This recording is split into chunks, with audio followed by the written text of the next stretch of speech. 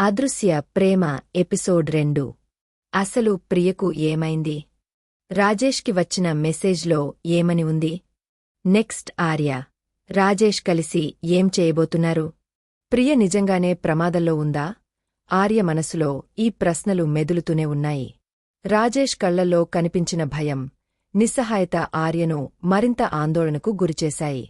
ఆర్యకు ఒక నిమిషంపాటు ఇదంతా నిజమా లేక కలలో ఉన్నానా అన్నట్లుగా అనిపిస్తుంది. కాని రాజేష్ ముఖంలోని వేదన చూసి ఇది అంత నిజమే అని గమనిస్తాడు. అంకుల్, ఏమైంది? ఏం మెసేజ్ వచ్చింది? నాకు చెప్పండి, ఆర్య వణుకుతున్న గొంతుతో అడిగాడు. రాజేష్ చేతిలో ఉన్న ఫోన్ని గమనించాడు. అందులో ఏదో ఫోటో, దాని కింద చిన్న మెసేజ్ కనిపించాయి. రాజేష్ వణుకుతున్న చేతులతో ఫోన్ని ఆర్య వైపు తిప్పాడు. ఆర్య ఫోన్లోని మెసేజ్ చూసి ఒక్కసారిగా షాక్ అవుతాడు. అది ప్రియ ఫోటో.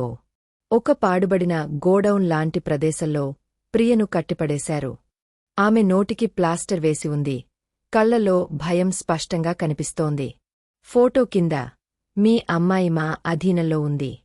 మీ అమ్మాయి మీకు తిరిగ కావాలంటే ఈ రాత్రికి ₹50 లక్షలు సిద్ధం చేయండి. పోలీసులకు చెబితే మీ అమ్మాయి ప్రాణాలతో మీ ఇంటికి రాదు అని రాసి ఉంది.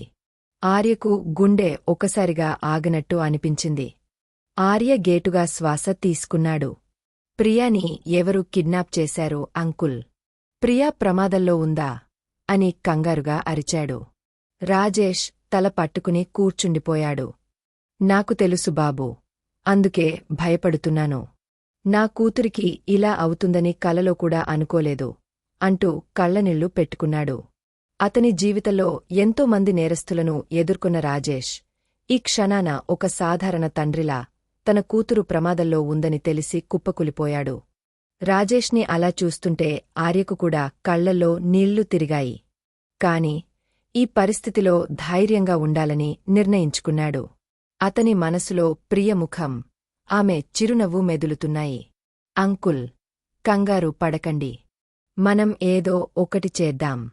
ముందు పోలీసులకు ఇన్ఫర్మేషన్ ఇవ్వాలి అన్నాడు ఆర్య. రాజేష్ వెంటనే ఆర్య చేతిని పట్టుకుని, వద్దు బాబూ, వద్దు. పోలీసుల జోలికి వెళ్ళొద్దు. వాళ్ళు చెప్పింది చూశావు కదా, నా ప్రియ ప్రాణం ప్రమాదంలో పడుతుంది. నేను ఒక పోలీస్ ఆఫీసర్గాని చెప్తున్నాను. నాకు కావాల్సింది నా కూతురు ప్రాణం. ఎంత డబ్బు అయినా సరే నేను ఎలాగైనా సమకూరుస్తాను అని తీవ్రంగా అన్నాడు. అతని గొంతులో బెంగ, భయం, దీనత్వం కలగలిసి ఉన్నాయి.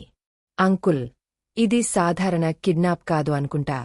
ప్రియను చూస్తే ఏదో పగతో ప్రయాణం కిడ్నాప్ చేసినట్లు కనబడుతుంది. దానికి రాజేష్ వెళ్లేటప్పుడు చాలా కంగారుగా బయలుదేరి వెళ్ళింది. ఎక్కడికి వెళ్తుందో కూడా నాకు డీటెయిల్స్ ఏమీ చెప్పలేదు. కాని తన ఫేస్లో ఒక రకమైన భయాన్ని చూశాను అని రాజేష్ అంటాడు. అయితే ఆ భయం వెనుక ఏదో పెద్ద కథ ఉంది. ఆర్య ఏదో ఆలోచిస్తున్నట్లు అన్నాడు. అతని రచయిత మెదడు ఆ సంఘటన వెనుక ఉన్న లోతైన కథను అంచనా వేయడానికి ప్రయత్నిస్తోంది. నీకు ఏమైనా తెలుసా బాబూ? రాజేష్ ఆశగా చూశాడు. అతని కళ్లలో చిన్న ఆశ చిగురించింది. నాకు తెలియదు అంకుల్. కాని ప్రియా నాతో మాట్లాడుతున్నప్పుడు ఒక కాల్ వచ్చింది. ఎవరో బెదిరిస్తున్నట్లు అనిపిస్తుంది. ఒకసారి ఆమె ఫోన్కి మెసేజ్ వచ్చినప్పుడు ఆమె ముఖంలో భయం చూశాను. అడిగితే ఏమీ లేదని చెప్పింది. నేను అంతగా పట్టించుకోలేదు. అప్పుడు నేను ఇంకా గట్టిగా అడిగ ఉంటే బాగుండేది. ఆర్యపాత విషయాలను గుర్తు చేసుకున్నాడు. తనని తాను నిందించుకున్నాడు. అయ్యో, నాకు ఎందుకు చెప్పలేదు ప్రియా? రాజేష్ తల పట్టుకున్నాడు. అతని గుండె ప్రియ పట్ల ఆందోళనతో కరిగిపోయింది.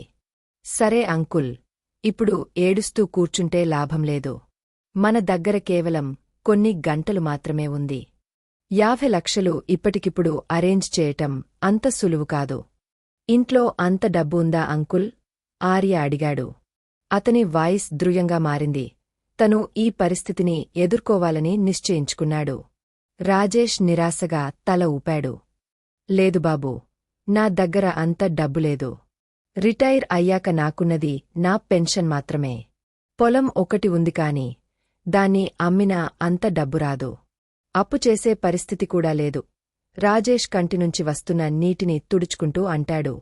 సరే అంకుల్, నేను ప్రయత్నిస్తాను. నా దగ్గర కొంత డబ్బు ఉంది.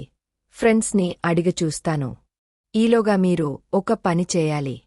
ఈ కిడ్నాపర్స్ ఎవరై ఉంటారు? వాళ్లకు ప్రియతో ఏం పని? మీరు రిటైర్డ్ పోలీస్ ఆఫీసర్. మీకు ఏమైనా శత్రువులు ఉన్నారా? ఏమైనా పాత కేసుల్లో మీరు శిక్షించిన వాళ్లలో ఎవరైనా పగతో ఉన్నారా? కాస్త ఆలోచించండి, ఆర్య సీరియస్గా అడిగాడు. రాజేష్ ఆలోచనలో పడ్డాడు. అతని ముఖంపై కోపం, బాధ ఒకేసారి కనిపించాయి. శత్రువులా? నేను నా డ్యూటీ చేశాను బాబూ. ఎంతోమంది నేరస్థులను పట్టుకున్నాను. వాళ్లలో ఎవరికైనా పగ ఉండొచ్చు. కానీ ప్రియను ఎందుకు? నామీద పగ ఉంటే నన్ను టార్గెట్ చేయాలి కాని నా అమాయకురాలైన కూతురిని ఎందుకు టార్గెట్ చేశారు? అంకుల్, ఆ ఫోటోలో ఉన్న ప్రదేశం ఎక్కడో గుర్తించగలరా? ఆర్య రాజశేఖర్ని ఫోన్ తీసుకుని ప్రియా ఫోటో చూస్తాడు. అతను ఫోటోను జూమ్ చేసి ప్రతి చిన్న వివరాలను పరిశీలించాడు. గోడలపై ఉన్న పగుళ్ళు, పక్కన పడి ఉన్న కొన్ని పాత యంత్రాలు. రాజేష్ ఫోటోని జాగ్రత్తగా పరిశీలించాడు. అతని అనుభవం, జ్ఞాపకాలు మేల్కొన్నాయి. ఇది ముంబై సిటీ ఔట్స్కట్స్లో ఉన్న ఒక పాత మిల్లు ప్రాంతంలా ఉంది. గతంలో అక్కడ కొన్ని గ్యాంగ్ వార్స్ జరిగినప్పుడు నేను వెళ్లాను. కాని చాలా కాలంగా ఆ ప్రాంతం మూతపడింది. ఆ లోపల పాత యంత్రాలు, శిథిలమైన గోడలు, అవే సూచనలు. అతని కళ్లలో ఒక మెరుపు, ఒక ఆశ కనిపించింది. సరే అంకుల్, మనం వెంటనే బయలుదేరుదాం. నేను నా ఫ్రెండ్స్ నుండి డబ్బు అడుగుతూ ఉంటాను. మీరు దారిలో ఆ మిల్లు ప్రాంతం గురించి మరింత సమాచారం తెలుసుకోండి. మనం అక్కడికి వెళ్లే ముందు ఒక ప్లాన్ చేసుకుందాం. ఎట్టి పరిస్థితుల్లోనూ ప్రియను కాపాడుకోవాలి, ఆర్య గంభీరంగా చెప్పాడు. అతని గొంతులో కొత్త ధైర్యం, సంకల్పం కనిపించాయి. ఒక రచయితగా కేవలం పదాలతోనే కాకుండా తన చర్యలతోనూ కథను ముందుకు తీసుకెళ్లాలని నిర్ణయించుకున్నాడు. రాజేష్ ఆర్య వంక చూశాడు. అతనిలో కొత్త ఆశ చిగురించింది. నువ్వు నిజంగానే నాకు దేవుడిచ్చిన బంధువులా వచ్చావు బాబూ. వెళ్దాం. నా ప్రియకోసం ఏం చేయడానికైనా నేను సిద్ధంగా ఉన్నాను. ఇద్దరూ హడావుడిగా కారులో బయలుదేరారు. రాత్రి సమయం కావడంతో రోడ్లు కొంత నిర్మానుష్యంగా ఉన్నాయి. ఆర్య తన ఫోన్తో ఫ్రెండ్స్కి కాల్ చేసి డబ్బు గురించి చెప్పాడు. వాళ్లు వెంటనే హెల్ప్ చేస్తామని హామీ ఇచ్చారు. అందులో ఆర్యకు అండగా ఉండే అతని బెస్ట్ ఫ్రెండ్ సాయి, అవసరమైతే ఎంత డబ్బైనా అరేంజ్ చేస్తాను అని హామీ ఇచ్చాడు. ఆర్య సాయికి థాంక్స్ చెప్పి అమౌంట్ అంతా ఆ పాతబడిన మిల్లు దగ్గరికి తీసుకు రమ్మని రిక్వెస్ట్ చేస్తాడు. రాజేష్ దారిలో తన పాత పరిచయాల ద్వారా ఆ మిల్లు ప్రాంతం గురించి మరింత సమాచారం సేకరించాడు. అది ఒకప్పుడు అండర్వరల్డ్ కార్యకలాపాలకు కేంద్రంగా ఉన్నదని, ప్రస్తుతం అది పూర్తిగా నిర్మానుష్యంగా ఉందని తెలిసింది. అయితే ఆ ప్రాంతంలో ఇంకా కొంతమంది పాత నేరస్థుల అనుచరులు తిరుగుతున్నారని ఒక ఊహాజనిత సమాచారం అందింది. ఇది రాజేష్ను మరింత అప్రమత్తం చేసింది. వారిద్దరూ ఆ శిథిలమైన మిల్లు ప్రాంతానికి చేరుకున్నారు. చీకటి, నిశ్శబ్దం ఆ ప్రాంతాన్ని మరింత భయానకంగా మార్చాయి. సాయి కూడా డబ్బు తీసుకుని ఆ మిల్లు దగ్గరికి వస్తాడు. ఆర్య, రాజేష్ కారు దిగి సాయి దగ్గర డబ్బు తీసుకుని సాయిని పంపించేస్తారు. ఇద్దరూ కలిసి మిల్లు లోపలికి ప్రవేశించారు. వారి ముందు ఏం జరగబోతోంది? ప్రియను వాళ్లు కాపాడగలరా? ఈ కిడ్నాప్ వెనుక ఉన్నదెవరు? ప్రియా పరిస్థితి ఎలా ఉంది? మరిన్ని ఉత్కంఠభరిత సంఘటనలతో అదృశ్య ప్రేమ పార్ట్ 3లో కలుసుకుందాం. మీరు ఇంకా మా ఛానల్ని సబ్స్క్రైబ్ చేసుకోకపోయుంటే వెంటనే సబ్స్క్రైబ్ చేసుకోండి.